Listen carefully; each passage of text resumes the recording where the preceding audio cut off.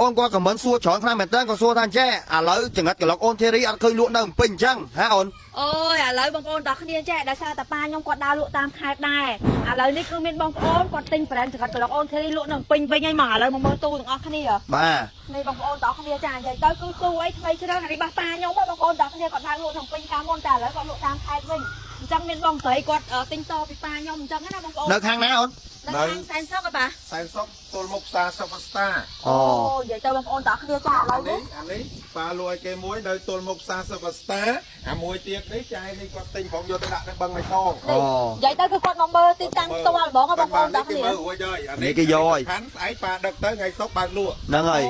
ហើយសំខាន់នេះនៅសល់មួយទូទៀតដែរបងប្អូននេះនៅខាងប៉ោយប៉ែតព្រោះดีไซน์ទូនេះថ្មីហើយดีไซน์គាត់ទិញ brand ខ្ញុំនេះដូចជា 3000 ជិត 4000 ណាអញ្ចឹងបងប្អូនតែគាត់ចង់បានវិញខ្ញុំលក់ឲ្យតែ 2000 ទេតែឥឡូវគេយក2ទូហើយបងប្អូនទិញតម្លៃប៉ុណ្ណេះគឺធូរថ្លៃមែនតើតម្លៃនេះគាត់លក់ឲ្យ 2000 ហើយចរចាទៀតអញ្ចឹងហ៎បាទហ្នឹងហើយហើយប៉ាខ្ញុំគាត់ទៅបរៀនក្លុកផ្ទាល់តែម្ដងបងប្អូនតោះគ្នាចាហើយស្អែកគឺចាញ់លក់ហើយណានៅសែនសុកបងប្អូនតោះគ្នាអញ្ចឹងបងប្អូននៅសល់មួយទូទៀតបងប្អូនអាចឆាតមកផេកបានបងប្អូនតោះគ្នាតម្លៃប៉ុណ្ណឹងគឺចរចាបានហើយធម្មតាទូយើងមាន3ប៉ុន្តែចាយយកមួយអស់2ហើយនៅតែទូមួយទៀតទេហ្នឹងហើយទូនេះទូរបស់ខ្ញុំអ្នកកាត់ឲ្យគេនៅប៉ោយប៉ែតចាយគាត់មកមើលនេះហើយណាចាយត្រូវហើយខ្ញុំយកហើយអូយកហើយទីតាំងចង់បើកណាចាចង់បើកនៅ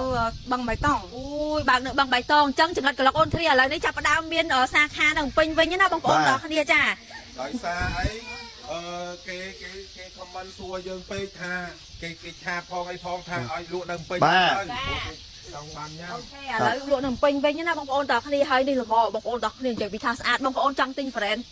ក៏បានដែរបងប្អូនតោះគ្នាចុះទៅថតឲ្យដល់កន្លែងអញ្ចឹងណាចាហើយស្អែកនេះគឺចង្រិតក្លុកអូនទ្រីចាញ់ទៅលក់នៅខាងព្រៃវែងទៅដែរបងប្អូនតោះគ្នាខ្ញុំទៅផ្ទាល់ហ្មងចឹងបងប្អូនអ្នកខេត្តព្រៃវែងខ្ញុំលក់នៅសាលាខេត្តគេតាំងពី5ថ្ងៃបងប្អូនណាបាទចាប់ពីថ្ងៃ17ដល់ថ្ងៃ21អូខេចឹងបងប្អូនកុំភ្លេចទៅគាំទ្របងចង្រិតអូនធីរីគឺពួកខ្ញុំទៅទៀតហើយឥឡូវនេះគឺខ្ញុំរៀបចំលក់ទូបាទដោយសារតែទូនេះគឺប៉ាខ្ញុំកាត់ច្រើនណាទូច្រើនណាបងប្អូនផ្ទះខ្ញុំទូច្រើនខ្លាំងមែនតើនិយាយទៅឡើងណែនពេញខេត្តខ្ញុំលក់ brand ណាអញ្ចឹងពេលខ្លះទៅបងប្អូនគាត់ចង់ទិញទៅក៏ខ្ញុំរវល់នៅខេត្តទៅក៏គាត់កក់លុយកក់អីទៅគាត់នេះគាត់នេះទូនៅប៉ោយប៉ែតនេះថាតែមានបញ្ហាអញ្ចឹងទៅ